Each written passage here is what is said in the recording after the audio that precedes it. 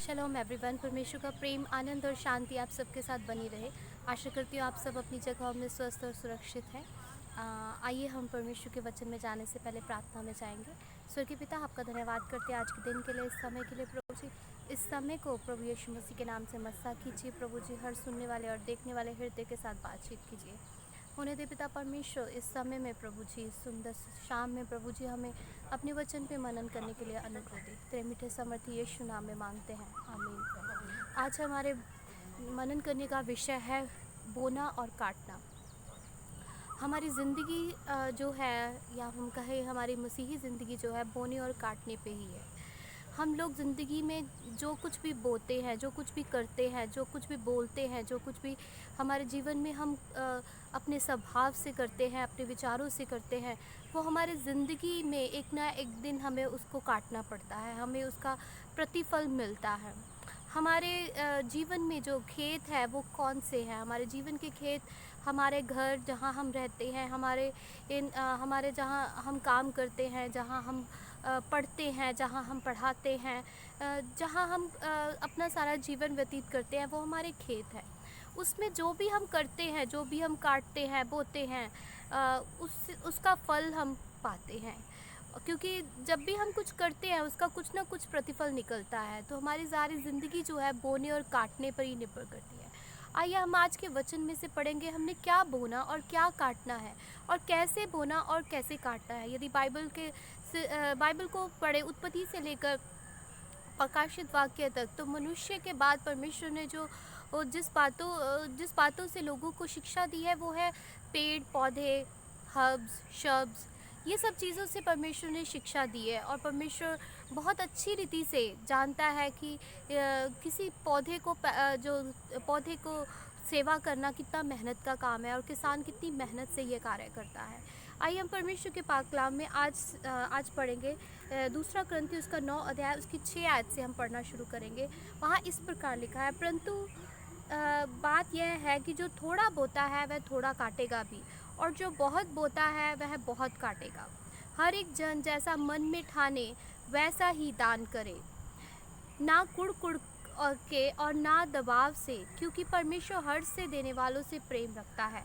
परमेश्वर सब प्रकार का अनुग्रह तुम्हें बहुतायत से दे सकता है, जिससे हर बात में और हर समय सब कुछ जो तुम्हें आवश्यक हो तुम्हारे पास रहे, और हर एक भले काम के लिए तुम्हारे पास बहुत कुछ हो। जैसा लिखा है, उसने बिखेरा, उसने कंगालों को दान दिया, उसने धर्म सदा बना रहेगा। अतः जो बोने वाले को बीज और भोजन के लिए रोटी देता है, वह तुम्हें बीज देगा और उसी फलवंत करेगा, और तुम्हारा धर्म के फलों को बढ़ाएगा। तुम हर बात में सब प्रकार की उदारता के लिए जो हमारे द्वारा परमेश्वर का धन्यवाद करवाती हैं, धनवान किए जाओ। तो परमेश्वर का वचन यहाँ पे कहता है कि परमेश्वर चाहता है कि हम धनवान किए जाएं। हमारा धन कहाँ से आता है, हमारा धन के बारे में आज सीखेंगे कि परमेश्वर इन पदों में हमें क्या सिखाना चाहता है। ऐसे कौन से कानून है या लॉ है, या हम ऐसे कौन से सिद्धांत है जिस पर चलकर हम धनी बन सकते हैं, जिस पर चलकर हम धर्म के धनी बन सकते हैं, हमें ऐसा धन मिल सकता है जिस पर घुन नहीं लगता है। आज के पाक वचन में पढ़ेंगे। सबसे पहले हम जब देखते हैं तो हम ये देखते हैं कि हमारा धन का स्रोत कौन सा है। हमारे धन का, हमारे रिसोर्सेज जो हमारे पास है, उसका स्रोत कौन सा है। जब हम पढ़ते हैं इशाया 55 उसकी 10 आयत में इस प्रकार लिखा है, जिस प्रकार से वर्षा और हिम आकाश से गिरते हैं और वहाँ यूँ ही लौट नहीं जाते, वन भूमि पर पड़कर उपज उपजाते हैं, जिससे बोने वाले को बीज और खाने वाले को रोटी मिलती है। तो यहाँ पे परमेश्वर का पाक वचन हमें क्या कह रहा है कि जो बीज बोने वाले का काम होता है, क्या काम होता है? वो बीज बोने के लिए पहले ज़मीन को तैयार करता है, खोदता है, नरम करता है, उस पर बीज बीजता है, फिर उसको पानी देता है। लेकिन पानी जो परमेश्वर ऊपर से देता है वही उसके लिए होता है। जो मौसम, यदि परमेश्वर उसके लिए सही मौसम ना दे तो वो फलता नहीं है। और परमेश्वर हमें बीज भी देता है, बीज से बीज भी निकाल के देता है, और भोजन भी देता है। हमारे पास आज तक जो कुछ भी है, यदि हम बहुत पढ़े लिखे हैं, यदि हम अच्छी पदवी पे लगे हुए हैं, तो हमारी उस पदवी का सोर्स क्या है, हमारी इनकम का सोर्स क्या है। आज हम सोचते हैं कि हमने सब कुछ अपनी मेहनत से कर लिया है, जो कुछ भी हूँ मैं अपनी बुद्धि से हूँ, अपनी मेहनत से हूँ, लेकिन परमेश्वर ने हमें ये सामर्थ्य दी है, ये जो ज़िंदगी है जो परमेश्वर ने हमें दी है, वही हमें इस योग्य बनाती है कि हम लोग इन चीज़ों को यूज़ कर सकें। ये जहाँ जो कुछ भी हमारे पास है, धन दौलत पैसा घर गाड़ी, जो कुछ भी हमारे पास है, इसका सोर्स कौन है? उसका सोर्स परमेश्वर है, क्योंकि सब वस्तुएं उसी से आती है। जब हम इस आयत को पढ़ते हैं, वर्स 8 में पढ़ते, परमेश्वर सब प्रकार के अनुग्रह तुम्हें बहुत त्याग से दे सकता है। कहता है कि परमेश्वर का अनुग्रह हमारे बीच में होता है, इसीलिए ये सब चीज़ें हमारे पास है। आज हम जिंदा हैं, बहुत सारे लोग आज के दिन कोरोना की वजह से नहीं हैं, तो हम उन लोगों से अच्छे नहीं हैं, बल्कि ये प्रभु का अनुग्रह है कि हम आज जिंदा हैं। हम आज अपने हाथों से खाना खा रहे हैं, ये प्रभु का अनुग्रह है। हम लोगों को दे रहे हैं, प्रभु का अनुग्रह है। तो प्रभु हमारे जो कुछ भी हमारे पास है, उसका स्रोत हमें ये सोचना चाहिए, उसका स्रोत कौन है? उसका स्रोत परमेश्वर है। और यदि परमेश्वर हमसे कुछ चाहता है तो हम उसी को वापस कर रहे हैं, उसी को दे रहे हैं।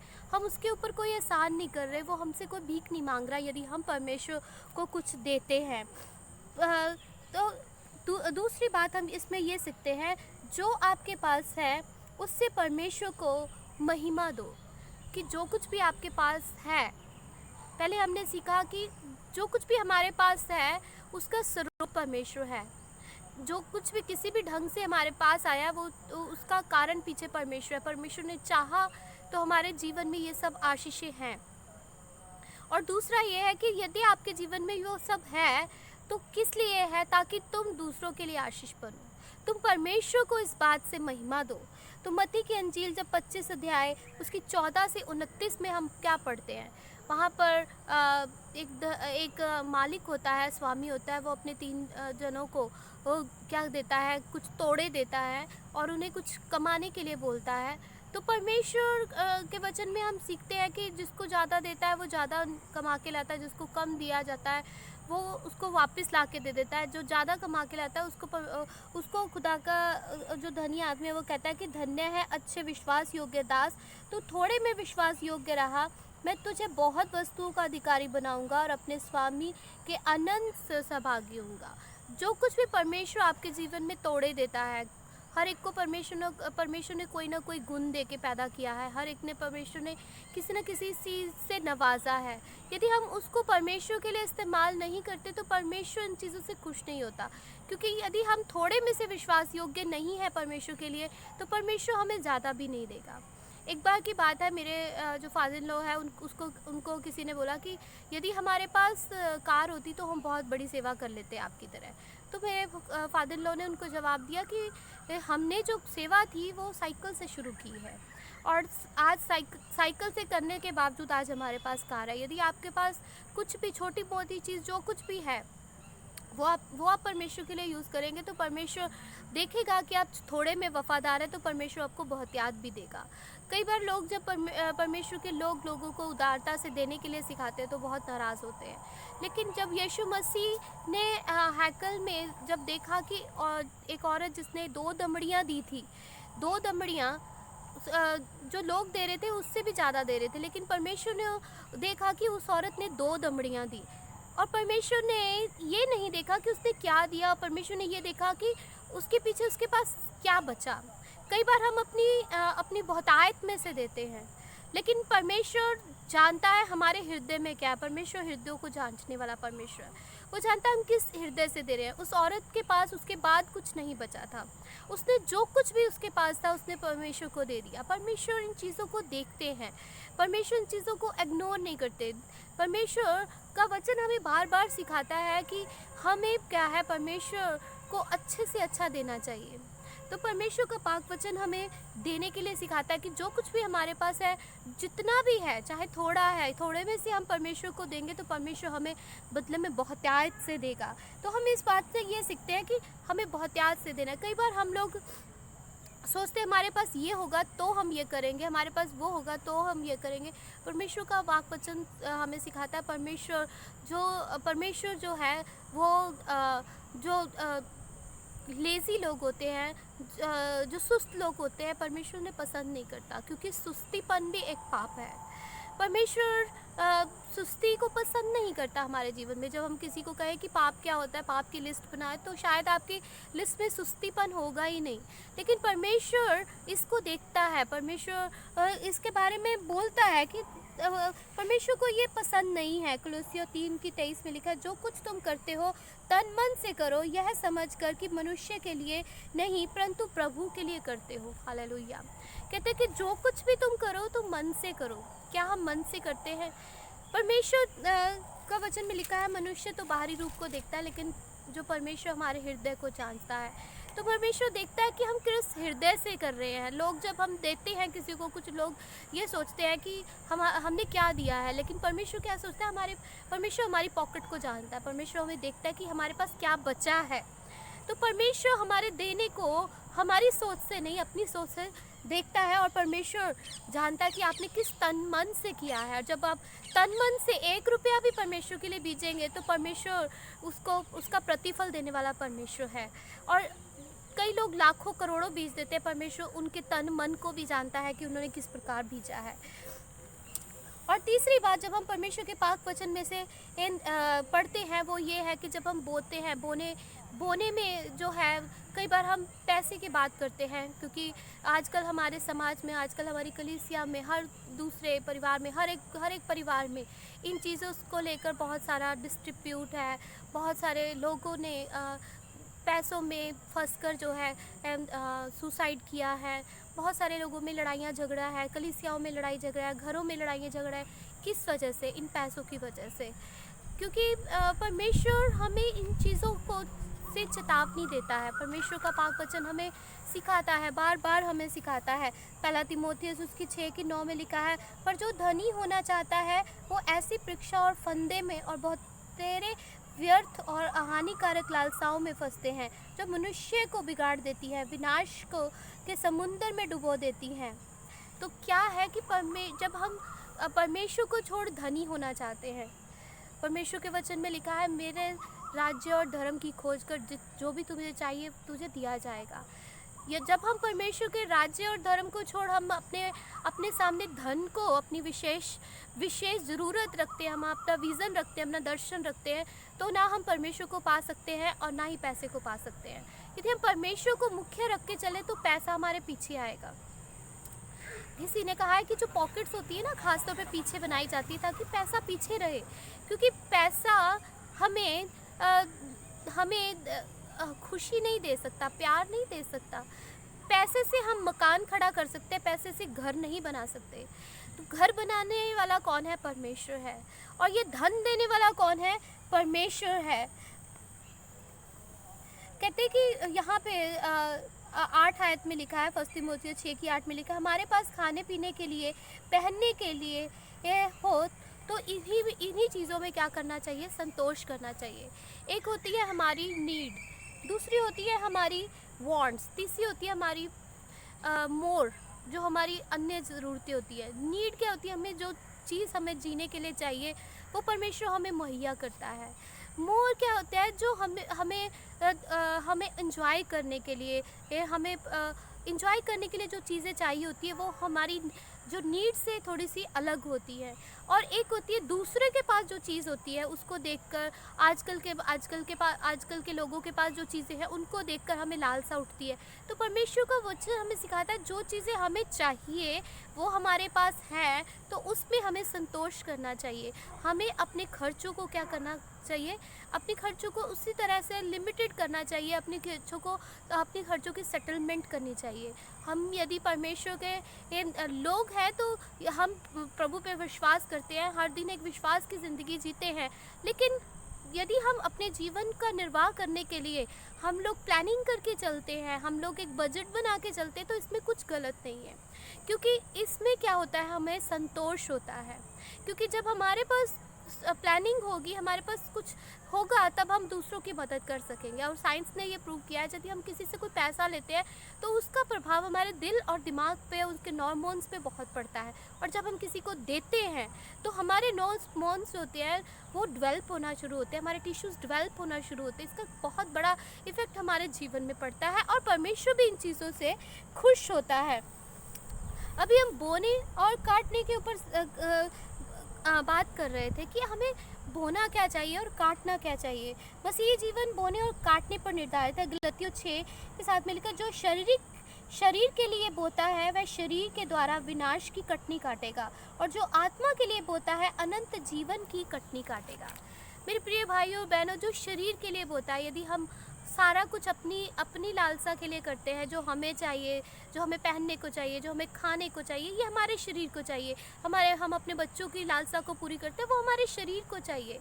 लेकिन जो चीज़ हम परमेश्वर की आत्मा के लिए बोते हैं, परमेश्वर के वचन के लिए बोते हैं, परमेश्वर की महिमा के लिए, उसके राज्य के लिए बोते हैं, तो परमेश्वर हमें क्या है, उसका प्रतिफल क्या है, वह अनंत जीवन में देगा। हमें उसका प्रतिफल मिलेगा। लेकिन जो चीज़ें हम शरीर के लिए बोते हैं उसका प्रतिफल हमें यहीं मिलेगा। और यदि हम सिर्फ शरीर के लिए ही बोते हैं तो उसके कारण हम विनाश में भी जा सकते हैं। कोठी, कपड़ा, मकान, ये सब हमारी यहाँ तक ही सीमित है चीज़ें। ये चीज़ें हमारे साथ ऊपर नहीं जानी। जो हम लेकर आए हैं, ना हम कपड़ा लेके आए हैं, ना हम कुछ लेकर आए हैं और ना हमने कुछ लेके जाना है। और कब्र में जाके तो कुछ भी नहीं कर सकते हम लोग। जितना कुछ हमने यहाँ पे कमा लिया है, जितना कुछ हमने यहाँ पे जोड़ लिया है, हम यहाँ पर बहुत संतुष्ट चाहे हों, लेकिन इन चीज़ों ने हमारे साथ नहीं जाना। लेकिन जो कुछ हम आत्मा में बोते हैं वही केवल हमारे साथ जाता है। और आखिरी चीज़ हम इस बात में गौर करेंगे कि परमेश्वर हर्ष से देने वाले को क्या करता है, हर्ष से देने वाले से प्रेम करता है। God loves cheerful giver. तो परमेश्वर हर्ष से देने वाले को प्रेम करता है, लेकिन परमेश्वर जो कुड़कुड़ करके देते हैं या देने के बाद उनके मन में कुछ रह जाता है, तो परमेश्वर उन चीज़ों को पसंद नहीं करता। परमेश्वर का वचन हमें कहता है कि जो मन में ठाना है उसको हमने करना है। जब हम प्रेरितों के काम में देखते हैं, हन्निया सफीरा ने दूसरे चेलों क्या करते थे वहाँ पर कि वो अपना सारा धन जो था बेचकर वो प्रभु के चेलों के चरणों में ला के रखते थे, ताकि कलीसिया की उन्नति हो पाए। और हन्निया सफीरा ने भी उनको देख के, जबकि उनके हृदय में उनका हृदय ऐसा नहीं था, उनका हृदय उनको अलाउ नहीं कर रहा था, उन्होंने उनको देखकर क्या किया कि अपना धन बेचा। और जब धन उनके हाथों में आया तो उनके मन में लालच आ गया। उन्होंने उसमें से थोड़ा रख लिया और थोड़ा दे दिया, और उसका प्रतिफल उन्हें क्या मिला? विनाश। कई बार हम दूसरों को देखकर धार्मिकता में चलते हैं। धार्मिकता क्या है? धार्मिकता परमेश्वर के साथ रिश्ता। मेरा परमेश्वर के साथ क्या रिश्ता है? आपका परमेश्वर के साथ रिश्ता क्या है? कई बार किसी को 10 उपवास रखने से वो चीज़ नहीं मिलती। कई बार उसको देख के हम 10 उपवास रख लेते हैं, लेकिन फिर भी हमें वो चीज़ नहीं मिलती। किसी को देखकर हम धार्मिकता में आगे नहीं बढ़ सकते। हमें परमेश्वर को देख के धार्मिकता में आगे बढ़ना है। और सबसे पहले जो हमने ठाना है, जो हम ठान लेते हैं, लालच क्या है? 1 रुपये में भी लालच हो सकता है, लाखों में भी हमें लालच नहीं हो सकता। ये हमारे ऊपर निर्भर करता है जो हम ठान लेते हैं। यदि हम परमेश्वर को ठान लेते हैं कि ये परमेश्वर का है और परमेश्वर को देना है, तो परमेश्वर जब हम इस मन से करते हैं तो परमेश्वर हमें उसी रीति से क्या करता है? आशीष देता है। फिलिपियों में लिखा है, सिर्फ अपने को नहीं दूसरों पर भी ध्यान दो। फिलिपियों का सुनाता है कि वचन सिखाता है कि हमें सिर्फ अपनी ज़रूरतों को नहीं, दूसरों पर भी क्या करना चाहिए? दयालुता करनी चाहिए, उन पर ध्यान देना चाहिए। परमेश्वर क्या करता है? परमेश्वर के वचन में लिखा है, लूका 6:38 में लिखा है, दो तो तुम्हें दिया जाएगा। सचमुच आज हमें ज़रूरत यदि है, तो यदि हमने किसी को दिया होगा, यदि हमने परमेश्वर के आगे किसी के आगे भेजा होगा, तो हमें परमेश्वर ज़रूर देगा। ये नहीं होता है, कई जो बीज होते हैं वो 6 महीने में फल ला देते हैं, कई बीज 8 महीने में फल ला देते हैं। और जब हम परमेश्वर के खेतों में बीजते हैं, परमेश्वर के लिए, परमेश्वर की आत्मा में बीजते हैं, तो उसका प्रतिफल हम केवल उस जहाँ हम बीजते हैं वहाँ से नहीं पाते। हम यदि खुदा के दास को दे रहे हैं तो ज़रूरी नहीं है खुदा के दास से ही हमें उसका अज़र मिलेगा, क्योंकि हम लोग किसके लिए कर रहे हैं, हम परमेश्वर के लिए कर रहे हैं, परमेश्वर के लिए बीज रहे हैं, तो उसका फल देने वाला परमेश्वर, और कहीं ना कहीं से परमेश्वर हमें ज़रूर मुहैया करेगा। तो इस वचन में जब हम सीखते हैं कि जब हमने आज के वचन में सीखा है कि जितना हम बोएंगे उतना हम काटेंगे, तो आज से हमने परमेश्वर के वचन में से बीजना शुरू करना है। यदि हम काटना चाहते हैं, समय आने पर काटना चाहते हैं, क्योंकि समय नज़दीक है, और जो हम इस धरती पर बांधेंगे वो आसमान में बांधा जाएगा। और क्या हम आसमान में बांध चुके हैं? क्या हमारा यहाँ पर जो हम कर रहे हैं, क्या हमारा आसमान में बन चुका है? क्या तब बुद्धिमान जो होते हैं वो चट्टान पे अपना घर बनाता है? क्या हम वहाँ पर जहाँ पर आंधी तूफान आए तो हिलेगा नहीं? क्या हमने अपना जो घर है, क्या अपना अपना जो धन है कहाँ पे जोड़ा है? हमारा धन यहाँ पे उसको ख़राब भी हो सकता है, वो ख़त्म भी हो सकता है, लेकिन यदि हम धन परमेश्वर के राज्य में जोड़ रहे हैं तो उसका प्रतिफल हम कभी ना कभी पाएंगे। यहाँ पर हम बैंक्स में पैसा जोड़ते हैं, उसका प्रतिफल हमें उसी रीति से मिलता है, लेकिन परमेश्वर का वचन कहता है कि यदि परमेश्वर के वचन में परमेश्वर के लिए हम बीजते हैं तो परमेश्वर 10 गुना करके हमें मोड़ता है, क्योंकि वो सृष्टि करता है, वो देने वाला है, वो सारी चीज़ों का सोर्स, हमारी सहायता केवल उसी से आती है। तो परमेश्वर हमें दुगना और चौगुना करके देने के योग्य है। यहाँ पर एक बार फिर से हम इन आयतों को दोहराएंगे और अपने जीवन में गौर करेंगे। परंतु बात यह है कि जो थोड़ा बोता है वह थोड़ा काटेगा भी, और जो बहुता बोता है बहुत बहुता काटेगा। तो आज से हमने परमेश्वर के बीच में ज़्यादा से ज़्यादा बोना है, ताकि आने वाले समय में हम परमेश्वर से ज़्यादा पा सके। तो लिखा है, हर एक जन जैसा मन में ठाने वैसा ही दान करे, ना कुड़ के और ना दबाव से, क्योंकि परमेश्वर हर्ष से देने वालों से प्रेम करता है। यदि आप चाहते हैं कि परमेश्वर आपसे प्रेम करे, तो क्या आप अपने आप से पूछे, क्या मैं हर्ष से देता हूँ, या जब मैं देता हूँ तो मेरे मन में कुछ होता है कि यार मुझे भी इस पैसे की ज़रूरत थी? क्या आपके जीवन में हर्ष आता है जब आप देते हैं? अपने आप से पूछिए। यदि हर्ष आता है तो परमेश्वर आपसे प्रेम करता है, और परमेश्वर आपसे बहुत खुश है, और परमेश्वर इसका प्रतिफल आपको देगा। 9 आयत में लिखा है, 8 आयत में लिखा, परमेश्वर सब प्रकार के अनुग्रह तुम्हें बहुतायत से दे सकता है, जिससे हर बात में और हर समय सब कुछ तुम्हें आवश्यकता हो तुम्हारे पास रहे, और हर एक भले काम के लिए तुम्हें बहुत कुछ दिया जाए। जो परमेश्वर चाहता है कि आप दूसरों के लिए भले काम करें, तो परमेश्वर उसके लिए आपको देने के योग्य है, वो अनुग्रह करने के योग्य है। 9 आयत में लिखा है, जैसा लिखा है उसने बढ़ाया, उसने कंगालों को और दान दिया, और उसका धर्म सदा बना रहेगा। यदि आप परमेश्वर के साथ अपने धर्म में बना रहना चाहते हो तो ज़रूर है कि आप कंगालों को दो, अपने लोगों को दो, ताकि परमेश्वर से उसका प्रतिफल पा सको। 11 आयत में लिखा है, तुम हर बात में सब प्रकार की उदारता के लिए जो हमारे द्वारा परमेश्वर का धन्यवाद करवाती हैं धनवान किए जाओ। सचमुच यदि हम धनवान बनना चाहते हैं तो हम उदारता से आज से देना शुरू करें। परमेश्वर आपको उदारता से देने के लिए उत्साहित करता है। आज का वचन हमें सिखाता है, हमारा जीवन बोने और काटने के ऊपर निर्धारित है। आज जो हम इस ज़िंदगी में बोते हैं वो हम अपनी ज़िंदगी में काटेंगे। जो हम शरीर के अनुसार बोएंगे वो इस ज़िंदगी में काटेंगे, लेकिन जो हम आत्मा के साथ बोएंगे, ना केवल इस संसार में बल्कि हम आसमान में भी उसका प्रतिफल पाएंगे। परमेश्वर इस वचन के द्वारा आप सबको आशीष दे। धन्यवाद।